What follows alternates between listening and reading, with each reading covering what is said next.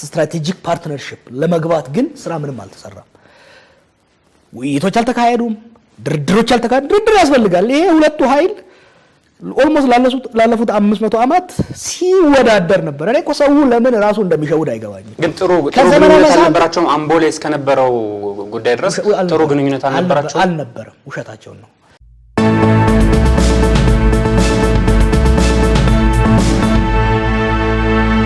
ቲም ለማ የሚባለው ኦዲፒን ወደ ቲም ለማ ኦሮማራን ፈጠረ። ኦሮማራና ቲም ለማ በጋራ ሆኖ ኦዲፒን ወደ ስልጣን አመጡ። ስልጣን ካገኙ በኋላ ግን መቃቃሩ ነገር መጣ። ስለዚህ ልክ ሌባ ሲሰርቅ ይስማማና ሲካፈል እንደሚጣላው ስልጣን ለማምጣት ወደ ስልጣን ለማምጣት የጠላት ወዳጅ ነው ህዋትን ለመጣል ተስማሙ እንጂ በሐሳብም ተዋደው የምር ተዋደው ኦሮማራ የሚባለውንም ደግሞ በሁለቱ ህዝቦች መካከል ያለውን ለዘመናት የቆየ ቁርሾም እንዲጠፋ ፈልገው እንዲከስም ፈልገው የፈጠሩት ነገር አይደለም። ይሄ ደግሞ በዚህ ላይ ደግሞ ትልቁ ሚና የጀዋር ነው። ቲም ለማ በቲም ጀዋር ተቀይሯል የሚል ሐሳብ ደግሞ ይነሳል ከህዝቡ። ቺን ካንተ መስማቴ ነው። በቲም መደመር ተወካሲ ባል ነው። ሎክ ይሄ በጣም ወሳኝ ጥያቄ ነው። ኦሮማራን ሲደግፉት ቃሉ ራሱ ከያሬድ ጋር ሬት በአዴና መስራች ከሆነ ሰው ጋር ፖፑላራይዝ አድርገነው ነው። የኦሮማራ እንደ ታክቲካል አላያንስ ነበር። ህወሓትን ለመክፋት የተደረገ ነው። ውጤት አለው። ከዛ ግን ማለፍ አለበት ብለን ስንወተውት ነበር። ከታክቲካል ከስልታዊ ቁርኝነት ስልታዊ አሰራር ኦኬ ህወሓት ከሄደ በኋላ ወደ ስትራቴጂክ ፓርትነርሺፕ ማድረግ ነበረበት። ይህ ማለት ያሉ ልዩነቶችን አንጥሮ ያሉ አንድነቶችን አንጥሮ የአጭር ጊዜና የረጅም ጊዜ ስትራቴጂ መንደፍ ያስፈልግ ነበር። በታክቲካል አላያንሱ ውጤት ስላመጣ ብቻ በሱ ጨፈሩ። ወደ ስትራቴጂክ አላያንስ ስትራቴጂክ ፓርትነርሺፕ ለመግባት ግን ስራ ምንም አልተሰራም። ውይይቶች አልተካሄዱም፣ ድርድሮች አልተካሄዱም። ድርድር ያስፈልጋል። ይሄ ሁለቱ ኃይል ኦልሞስት ላለፉት 500 አመት ሲወዳደር ነበር። እኔ እኮ ሰው ለምን ራሱ እንደሚሸውድ አይገባኝም። ግን ጥሩ ግንኙነት አልነበራቸውም። አምቦሌ እስከነበረው ጉዳይ ድረስ ጥሩ ግንኙነት አልነበረም። ውሸታቸው ነው። ይኸውልህ ውስጡን በደንብ ስለማውቀው ነው። ሎክ የኦሮሞ የአማራና የትግራይ ኃይል ለ500 አመታት በዚህ ሀገርና አካባቢ ሲወዳደር ሲፎካከር የነበር ኃይል ነው። እኔ ሰው ለምን አይኑ እንደሚጨፍን ብቻ አይገባኝም። ዛሬኛ ይፈጠር ነው ማለት ለዜና ያልፈጠረውም ኢቭን ምኒልክ አልፈጠረውም። ከዘመነ መሳፍንት ጀምሮ የነበረ ፉክክር ነው። እዚህ ሀገር ስልጣን ያዙት ከስልጣን የወረዱት በሙሉ አንዴ ይሄኛው ሞቢላይዝ አንዴ ያኛው ሞቢላይዝ እያደረጉ ነው። አንዴ ትግራይና ኦሮሞ አንድ ላይ አንዴ አማራና ኦሮሞ አንድ ላይ እያደረገ ነው የመጣው። ይሄንን ከዚህ አልፎ ግን ጠለቅ እናርገው። ቲም ለማ ታክቲካል አላያንስ ሰራ። ያን ታክቲካል አላያንስ ወደ ስትራቴጂክ ፓርትነርሺፕ ለማሳደግ አልተሰራበትም። ያ ብቻ ሳይሆን እንዳው መጠላለፍና አንዱ መገፋት የገዱ ወደ ሌላ መገፋት የለማ መገፋት ሁለቱ ናቸው። የዚህ ቲም ለማ የምትለው ወይም ደግሞ የኦሮማራ ጎድፋዘርስ ሁለቱ ናቸው። የሁለቱ ፐርሰናሊቲ የሁለቱ ብስለት ወሳኝ ነበር። ሁለቱ ከሜዳው ከወጡ በኋላ አይደለም የስትራቴጂክ ፓርትነርሺፕ ላይ ለመወያየት ከዛ አልፎ ራሱ የታክቲካል አላያንሱ ራሱ ሳስቴይን ማድረግ አልተቻለም። ኢንፋክት ወደ ጠላትነትና አኒሞሲቲ ሁለቱ ድርጅቶች በአሁኑ ወቅት በጠላትነት እንጂ አብሮ በመስራት ላይ አይደለም ያሉት። በጣም ትልቅ ራይቫል ነገሮችም እንደዛም አይመስሉም ሁኔታዎችም። በዚህ ሀገር ውስጥ ዛሬ ያለው ትልቁ ሪቫለሪ ከፍተኛው ፉክክር ሳይሆን ኦልሞስት ጠላትነት ያለው በኦዲፒ እና ኤዲፒ መካከል ነው። ይሄ የመጣ ምንድነው ታክቲካል አላያንሱ ላይ ያን ሰስቴን አለማድረጋቸውና ተከዳዳን ከዱን የሚለው ነገር ከኤዲፒ ኦልሞስት በግልጽ ከዱን የሚለው ነገር ይነሳል። እነዚህም ከዱን የሚለው ነገር ይነሳል። ቁጭ ብሎ ግን በሐሜት ደረጃ በመግለጫ ደረጃ እንጂ ቁጭ ብለው የሚወያዩ ለምሳሌ በታከለ ላይ ያወጡት መግለጫ ብትወስድ በግለሰብ ላይ ወጣ አይደለም። በኦዲፒ ላይ የተነሳ ተቃውሞና ትችት ነው። ያንን ትችት በውስጥ ግን ሲያቀርቡት ሸፋፍነውት የሚያልፉበት ሁኔታ ነው። ይሄ ነው ችግር እየፈጠረ ይመጣ። የአዲስ አበባ ኤዲፒ ጽህፈት ቤት ያወጣው መግለጫ ማለት ነው እኮ የስልጣን እንትኑ ሲያሜው በኦዲፒ የበላይነት ላይ የተመሰረተ ነው የሚል ነው። ያ ነው ስለዚህ መከዳዳት የተባለው በአገር አቀፍ ደረጃ አሁን ከህወሓት የበላይነት ወደ ኦዲፒ የበላይነት ተሸጋግሯል የሚለው ነው። ምክንያቱም ስምምነት አላቸው ማለት ነው። እንግዲህ ዋናውን ስልጣን እንወስዳለን ብለው ሁለቱ ተስማምተው ነበር። ምክንያቱም ለዚች ሀገር ባለቤቶች ሁለቱ ብቻ ስላልሆኑ በዛን ወቅት አለያን ይፍጠሩ እንጂ ደቡብም ባለቤት ነው ለዚች ሀገር፣ ትግራይም ባለቤት ነው፣ ጋምቤላውም አፋሩም ባለቤት ከሆነ ሁለቱ ብቻ እየተፎካከሩ እዚህ ቦታ ኦሮሞ ተቀምጧል፣ እዚህ ቦታ አማራ ተቀምጧል መባባሉ ምን አስፈለገ? ምክንያቱም አለያኑ በራሱ መጀመሪያ የሚገቡበት እንትንም ስልጣን መሰረት አድርጎ ከሆነ ህገ ወጥ ስለሆነ ማለት ነው። ይኸውልህ ሁለቱ የተጎዱበት ከዚህ በፊት ድርጅቶቹም ሲያደርጉ ውጭ ሀገርም ስተቸው የነበረው ነገር ነው። ትብብራችን ወያኔን ለመጣል ብቻ መሆን የለበትም። ከዛስ ትገፋዋለህ ትገባዋለህ። ከወደቀ በኋላስ ቲፒካል የሆነ በአፍሪካ ውስጥም በሌላ ውስጥም የሚፈጠር ስህተት ነው።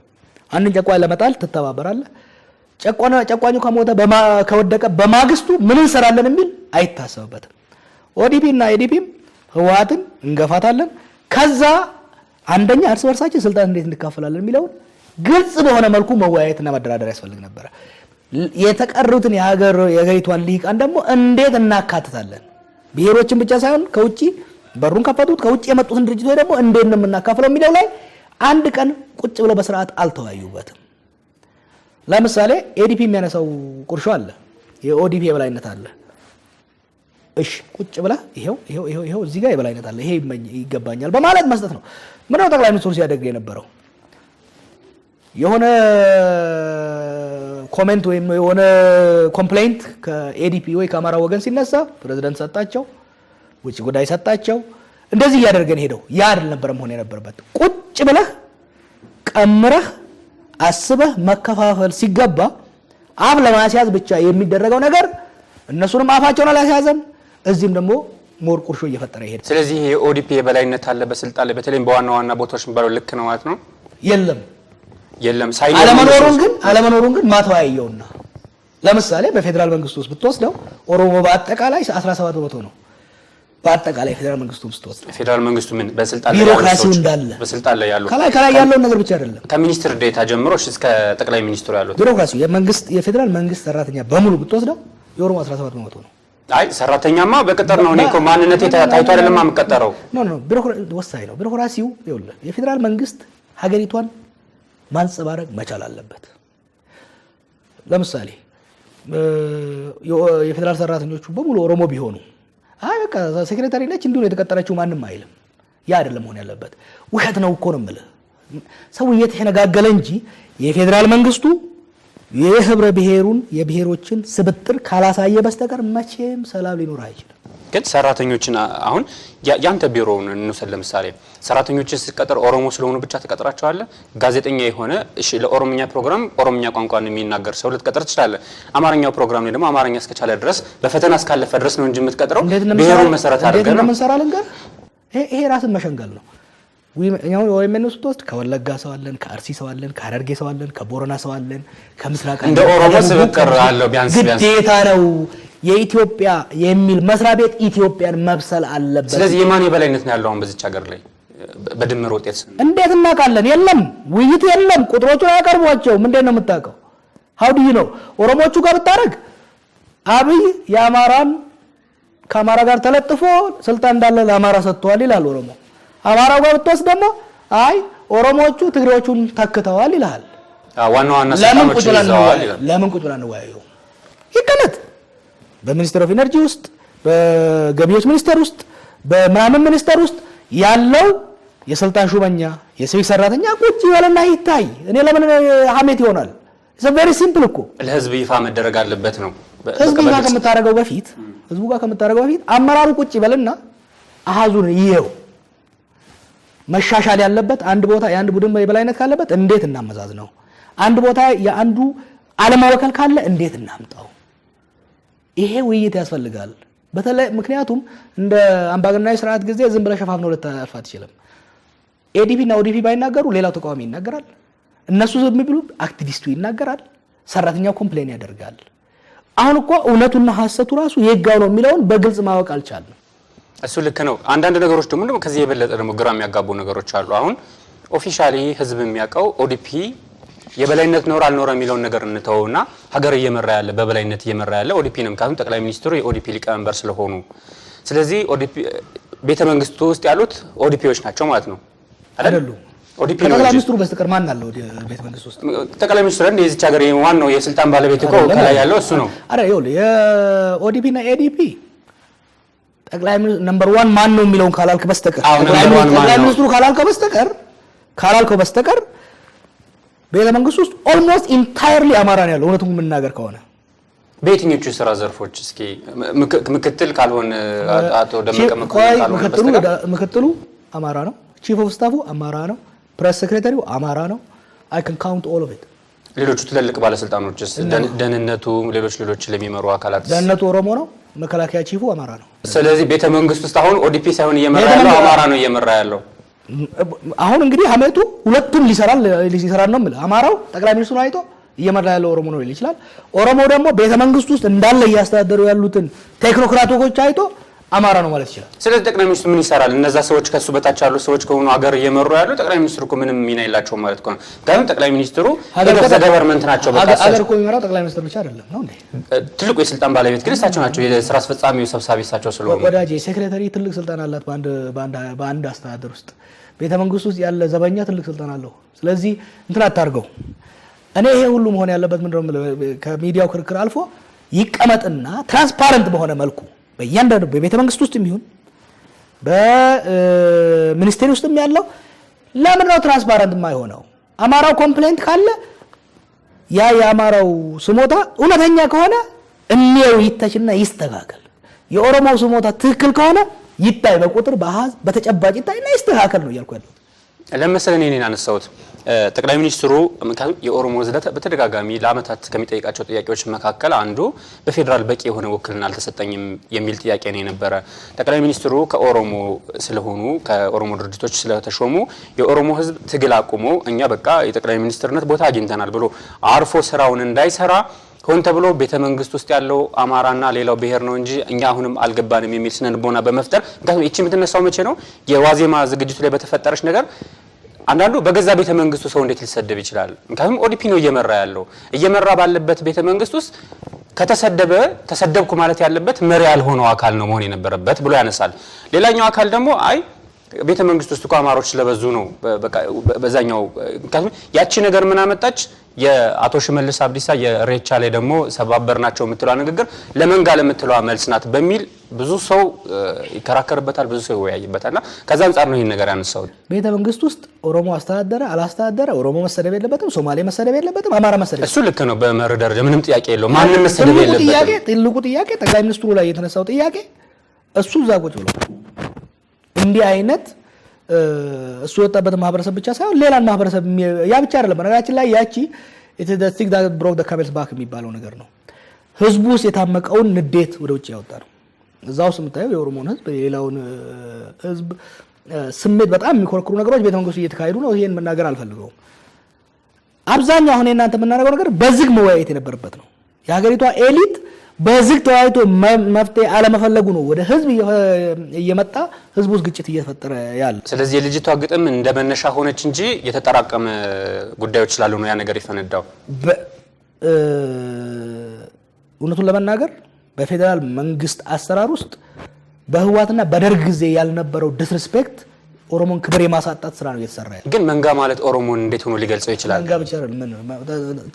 ካዳመጥከው ማንንም ሰው ካዳመጠው ስለማን እንደምትናገር ይታወቃል። ያ ብቻ አይደለም። በነገራችን ላይ ብሔራዊ ቲያትር እነ ዳንኤል ክብረት የሚያዘጋጁት በየቦታው የሚያዘጋጁት የግጥም የተረተረት በሙሉ ስታየው የኦሮሞ ላይ ነው ዘመቻ እየተካሄደ ያለው። ያ አይደለም። ያን በሌላ ተመለሰለታል። ቤተ መንግስት ውስጥ መሆኑ ነው። አዎ አይ የኪነጥበብ ሰዎች በኪነጥበብ ተጠቅመው ምን የሚበሉ ቤተ መንግስት የነበረው የኪነጥበብ በፈለገ ታረጋዋለህ። በኪነጥበብ ተመልሰዋል። ቤተ መንግስቱ ኒውትራል መሆን አለበት። ምንም ጥያቄ የለውም። አማራም የሚዋረድበት መሆን የለበትም። ኦሮሞም የሚዋረድበት መሆን የለበትም። በቤተ መንግስቱ የሚካሄደው እንቅስቃሴ የባህል የትርኢት የአርት በሙሉ ሀገሪቷን መምሰል መቻል አለበት። እሱ ልክ ነው። ምንም ሀገሪቷን አይመስልም ነው ሰው እያለ ያለው። ግን መንጋ በምንም ሁኔታ የኦሮሞን ህዝብ በምንም አይነት ነገር የሚገልጽ ነገር አይደለም። አሁን መንጋ የሚለው ነገር ይሄ በስሜት የሚነዳ ብዙ ነገሮችን የሚፈጽም መሪ የሌለው ስነ ምግባር የጎደለው ማለት ነው። እንደዚህ አይነት ነገሮች ደግሞ አማራ ክልል ላይ አይተናል። በጅምላ ብዙ ነገር ሲደረግ ኦሮሚያ ክልል ላይ አይተናል። አማራ ክልል ያለውን መንጋ ሲባል ሰምተው ታውቃለህ? ከዛ የመጀመሪያ መንጋ ወዳጄ ለምንድን ነው የምንፎጋገረው? መንጋ የሚለውን ህዋቶች ናቸው የጀመሩት ቄሮ ትግል በነበረበት ወቅት መንግስት ወፋ አይደለም ወይ ደግሞ ሾላ አይደለም በድንጋይ አይወርድም የመንጋ ጋጋታ መንግስትን ከስልጣን አይወርድም በማለት ፖፑላራይዝ የሆነው እዛ መንግስት ውስጥ ነው እና እንደዚህ መንጋ ቤትም ቦታ የለም ቆይ ኦሮሞው ላይ ለማድረግ የሚያደርጉት ነው ገባ በፖለቲካል ተርሚኖሎጂ ውስጥ ቃላት የራሳቸውን ትርጉም ለምሳሌ አንድ ነገር ጠይቃ ጠባብ የሚለው ቃል ገና ስትሰማው ማንን ነው የሚወክለው እዚህ ሀገር ሲባል የኖረው ነው ወይስ እንደ አማርኛው ጠባብም አማርኛው ሰው መጥበብን ምናምን በፖለቲካል ተርሚኖሎጂ ነው ቃል አይደለም እያወራን ያለ ነው ፖለቲካዊ ቃሉ ጠባብ የሚለው ማንን ነው የሚወክለው ለረጅም ዓመታት ትምክተኛ የሚለው ለአማራ ተሰጥቶ የቆየ ነው በቲዮሪ ብናወራው የኦሮሞ ትምክተኛ ሊኖር ይችላል የትግሬ ትምክተኛ ሊኖር ይችላል ግን ትምክተኛ የሚለውን ቃል አንድ ሰው ሲጠቀም ኢሚዲየትሊ በህዝቡ አይምሮ ውስጥ የሚመጣው ማን ነው ያማራው ማህበረሰብ ያማራው ፖለቲካ ክላስ ነው ስለዚህ መንጋ የሚለውን ቀጥታ ኦሮሞ ለማለት ነው ፖፑላራይዝ አድርገው ደጋግመው የሚጠቀሙት ለምንድነው ደጋግመው ሲደጋገም አይደንቲካሊ የሆነ መጥቷል ግን ያቺ ልጅ የፖለቲካ ፓርቲ አባል አይደለችም ተጋብዛ የመጣች አንዲት የኪነ ጥበብ ሰው ናት እሺ እንደዛ ከሆነ በዚህ እንስማማ ልዩቷን ተዋት ይኸውልህ ይሄ የተደራጀ የኦሮሞ ወደ ስልጣን መጣ ስለዚህ ፑሽ እናርጋቸው የሚል ሂስቶሪካሊ እኮ በሊትሬቸር ውስጥ ዲቨሎፕ እየደረገ የመጣ በተለይ ደግሞ ባለፈው አንድ አመት በብሔራዊ ቲያትር በነገራችን ላይ እንከታተላለን እዚህ ሀገር የሚሆነው ነገር ብዙን እናልፈዋለን እንጂ እዛ ቤተ መንግስቱ የተላለፈው እንዳለ ፕሮግራሙን ሲያዘጋጁ የነበሩ ሰዎች ከተማ ውስጥ ምን ሲያዘጋጁ እንደነበሩ እናውቃለን ስለዚህ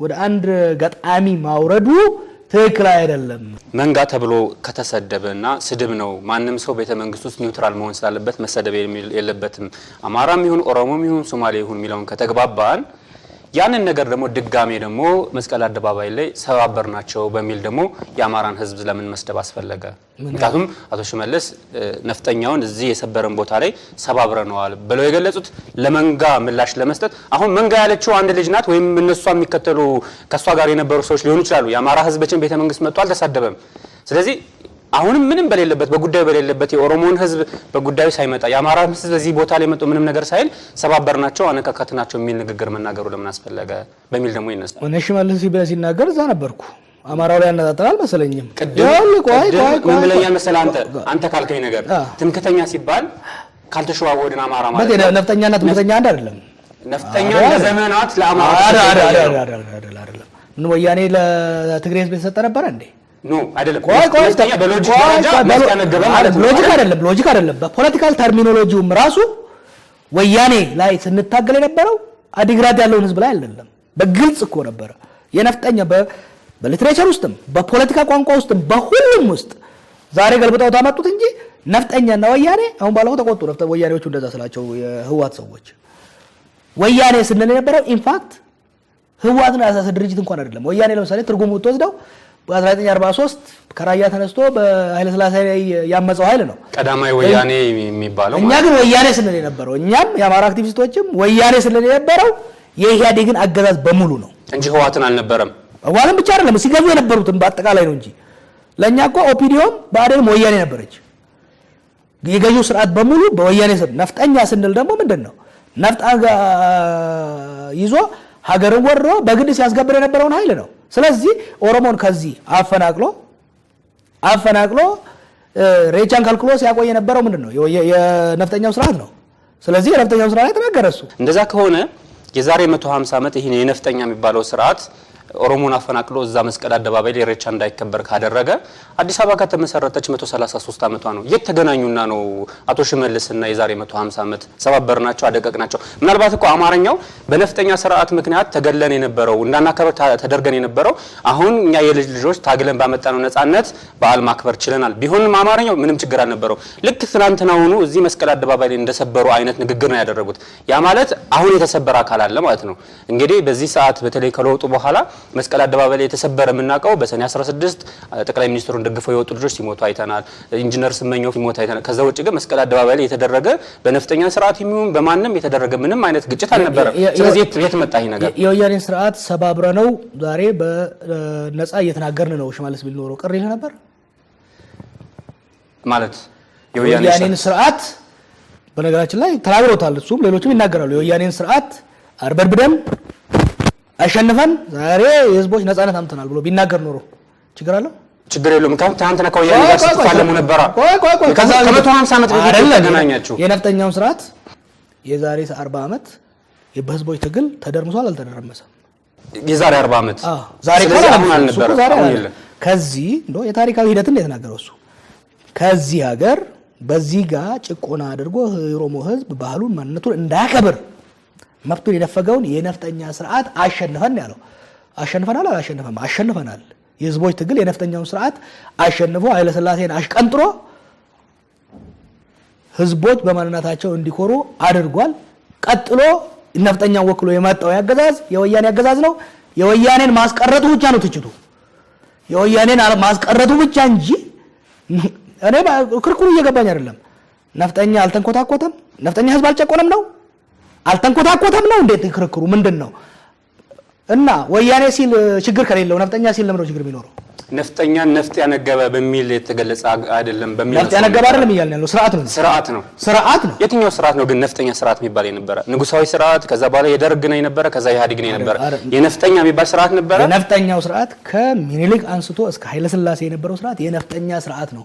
እራሱን የነፍጠኛ ስርዓት ብሎ የሚወክለው እኔ እኮ አንዳንዴ አሁን ያለው መንግስት እኮ ነፍጥ ያነገበ ወታደር አለው አይደል? አንዳንዴ እኮ የሰውን ቁስል ጠመንጃ መያዝ ብቻ አይደለም ስርዓቱ።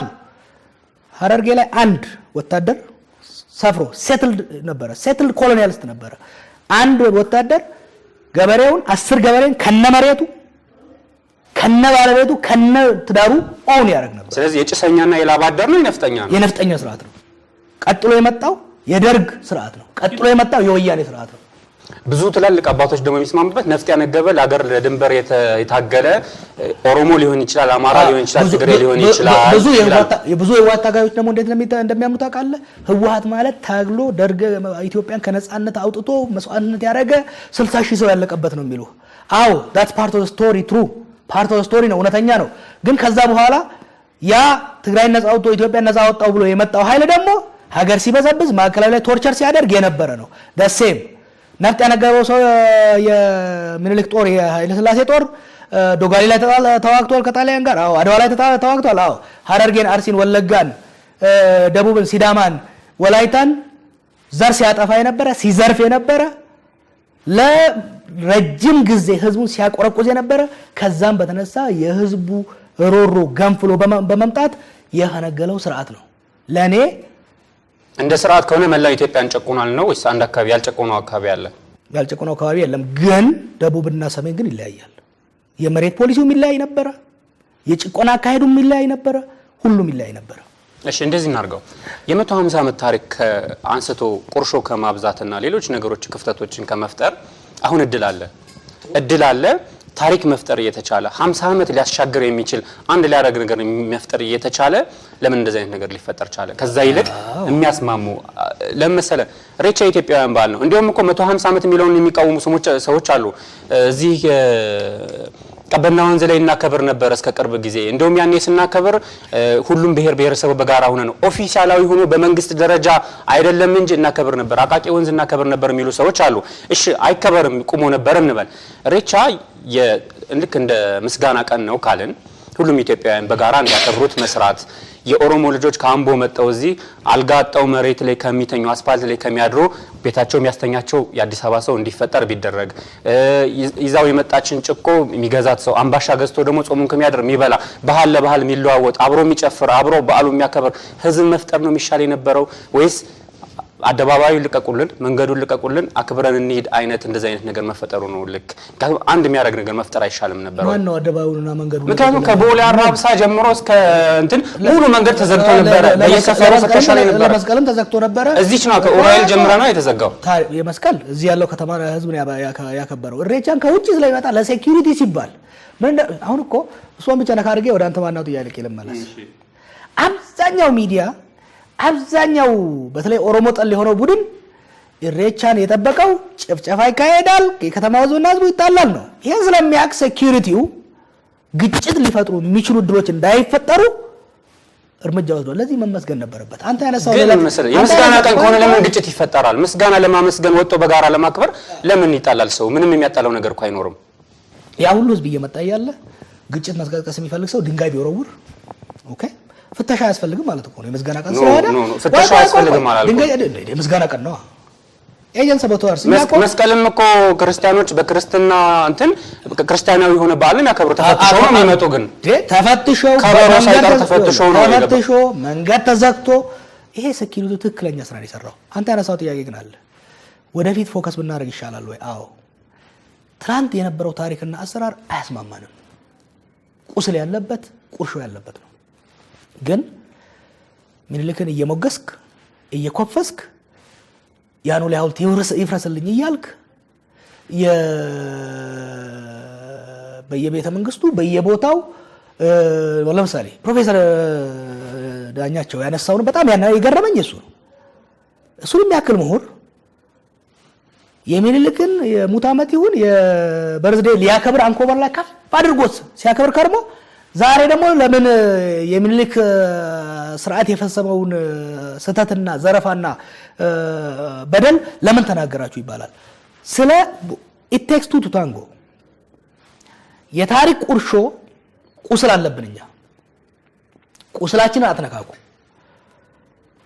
ወደፊት የጋራ የሆነ ሀገር መመስረት እንችላለን።